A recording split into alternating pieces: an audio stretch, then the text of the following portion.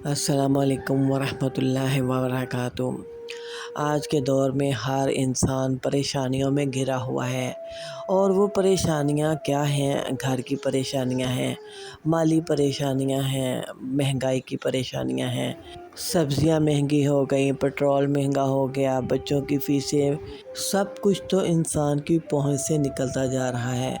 اور پھر ٹینشنوں سے بیماریاں لگ جاتی ہیں، اور وہ بیماریاں ایسی لگتی ہیں کہ جو کہ انسان کو آخر ایک دن ختم ہی کر دیتی ہیں۔ دن بہ دن بڑھتی پریشانیوں کا کوئی حل نکالنا چاہیے، کوئی حل ہونا چاہیے، اور وہ حل تو میرے نبی محمد مصطفیٰ صلی اللہ علیہ وآلہ وسلم نے قرآن پاک سے بتا دیا تھا 1400 سال پہلے۔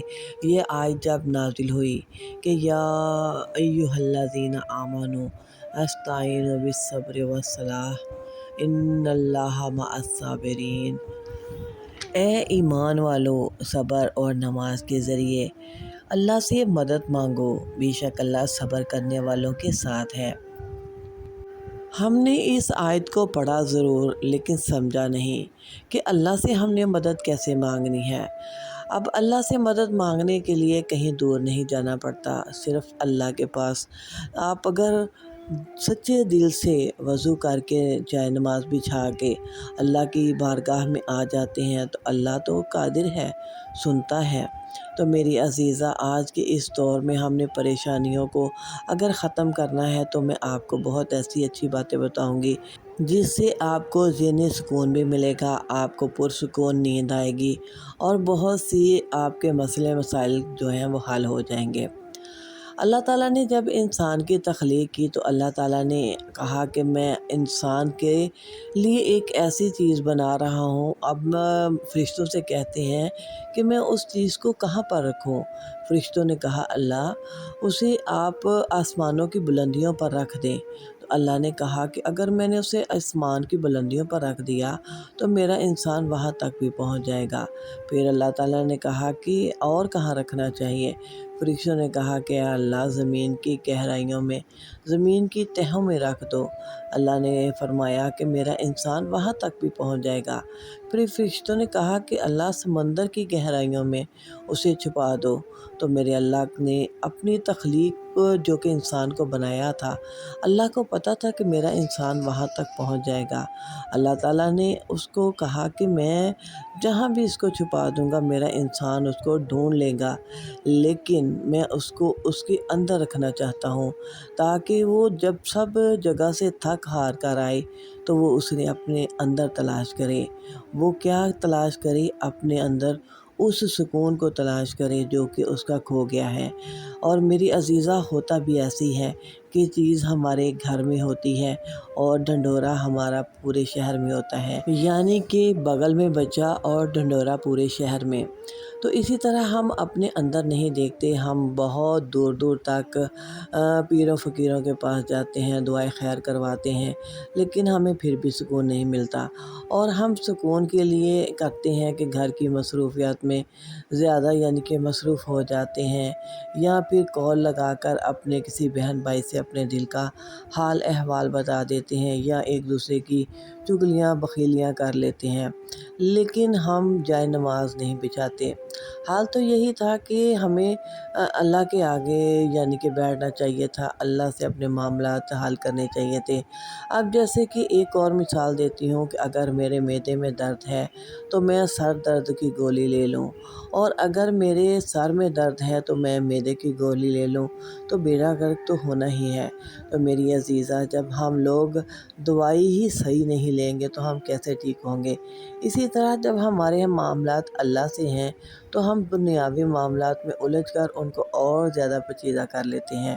اللہ تعالیٰ فرماتے ہیں نا کہ آؤ نا حضرت ایوب کی طرح، جب ان کو بہت سے مسائل ہوئے، ان کے ایک نہیں دو بیٹے گم ہو گئے تھے، اور انہوں نے اللہ کے آگے ہی فریاد کی تھی اور کہا تھا انما اشکو بثی وحزنی الی اللہ، کہ اللہ میں اپنے سارے دکھ غم تکلیفیں تیرے حوالے کرتا ہوں، اور اے اللہ تو ہی میرے دل کو سکون دینے والا ہے۔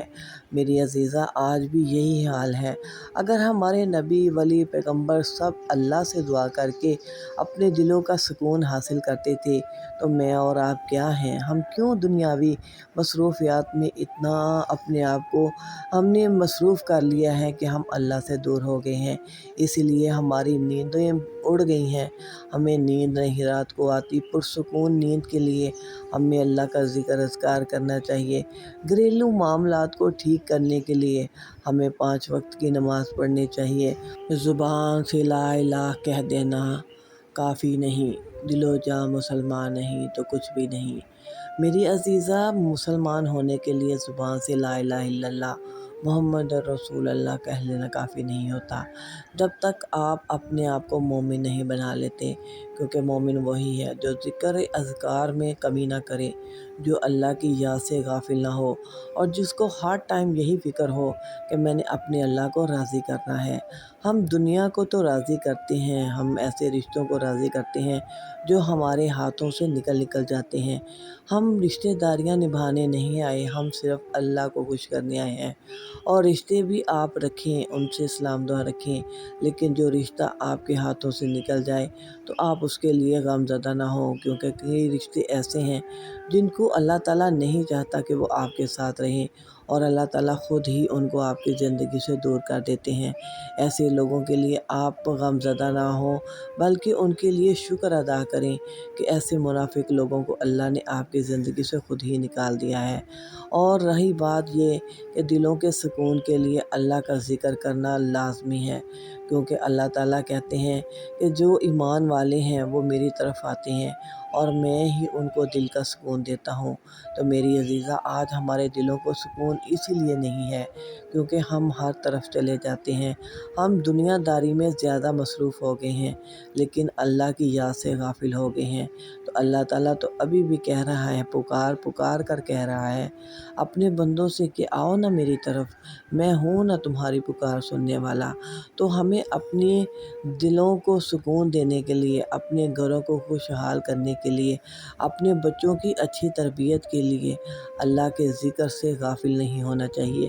اللہ کو یاد کر لینے میں ہماری ہی بھلائی ہے، ورنہ کیا اللہ کو اپنی عبادت کے لیے فرشتے کام تھے جو کہ اس کی حمد و ثنا میں 24 گھنٹے لگے رہتے ہیں، اور ہم انسان ہیں کہ 5 وقت کی نماز بھی ہم پر بھاری ہے، اور ہم نے اس کے دور ہو کر اپنے آپ کو خسارے میں ڈال لیا ہے، اپنے آپ کو مشکلوں میں ڈال لیا ہے۔